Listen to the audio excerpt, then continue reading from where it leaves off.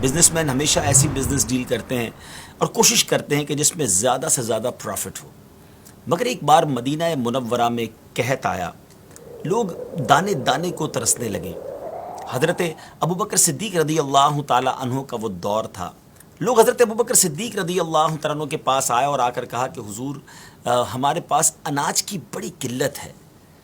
آپ نے فرمایا کہ اللہ خیر کرے گا، شام تک کوئی نہ کوئی سبب بن جائے گا۔ اب کیا ہوا کہ حضرت عثمان غنی رضی اللہ تعالی عنہ کے 1000 کے قریب اونٹ کسی اور ملک سے اناج سے لدے ہوئے مدینہ منورہ میں آ گئے۔ تو اب تو یہ منوپلی ہے نا، اب تو یہ شاندار موقع تھا بہت زیادہ پیسے کمانے کا۔ بہرحال مدینہ منورہ کے جو بزنس کمیونٹی کے لوگ تھے، جو فوڈ اسٹف کا، جو اناج کا کام کرتے تھے، وہ سارے حضرت عثمان غنی رضی اللہ تعالیٰ عنہ کے گھر آ گئے اور کہا کہ حضور یہ اناج ہمیں بیچ دیجئے، ہم مدینے میں ڈسٹریبیوٹ کریں گے، ہم بیچیں گے۔ آپ نے کہا ٹھیک ہے، بزنس ڈیل بناتے ہیں، اور آپ نے اپنے کمرے میں سب کو انوائٹ کر لیا۔ گھر میں سب لوگ بیٹھ گئے۔ حضرت عثمان غنی رضی اللہ تعالیٰ عنہ نے فرمایا بتاؤ مجھے کیا ریٹ دو گے؟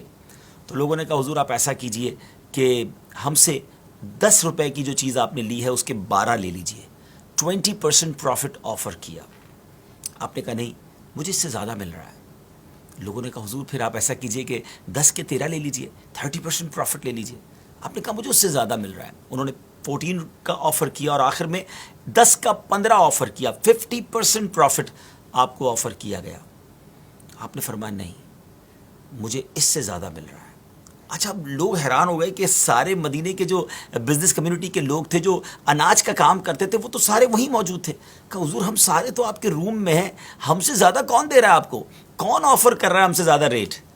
تو آپ نے فرمایا میرا رب مجھے 1 کا 10 دے رہا ہے، کیا تم میں سے کوئی ہے جو مجھے اس سے زیادہ پروفٹ دے، اس سے زیادہ نفع دے؟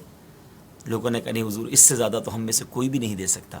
تو اب سبحان اللہ، حضرت عثمان غنی رضی اللہ تعالیٰ عنہ نے اس وقت وہ تاریخی اناؤنسمنٹ کیا، ہسٹوریکل اناؤنسمنٹ کیا کہ اے لوگوں گواہ ہو جاؤ، میں اللہ کو گواہ بناتا ہوں، یہ اللہ کی راہ میں خیرات کرتا ہوں۔ مدینے کے مسلمانوں پر آپ نے صدقہ کر دیا اور لوگوں کو فری اناج جو ہے وہ بانٹ دیا۔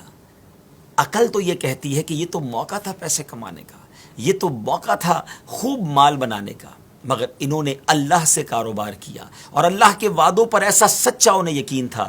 ناظرین اتنا صدقہ و خیرات کرنے کے بعد بھی کبھی ہم نے یہ نہیں سنا کہ سیدنا عثمان غنی رضی اللہ تعالیٰ عنہ کا ڈاؤن فال آ گیا ہو، وہ غریب ہو گئے ہوں۔ اللہ نے ان کو عروجی عطا فرمایا، ان کے مال میں برکتی عطا فرمائی۔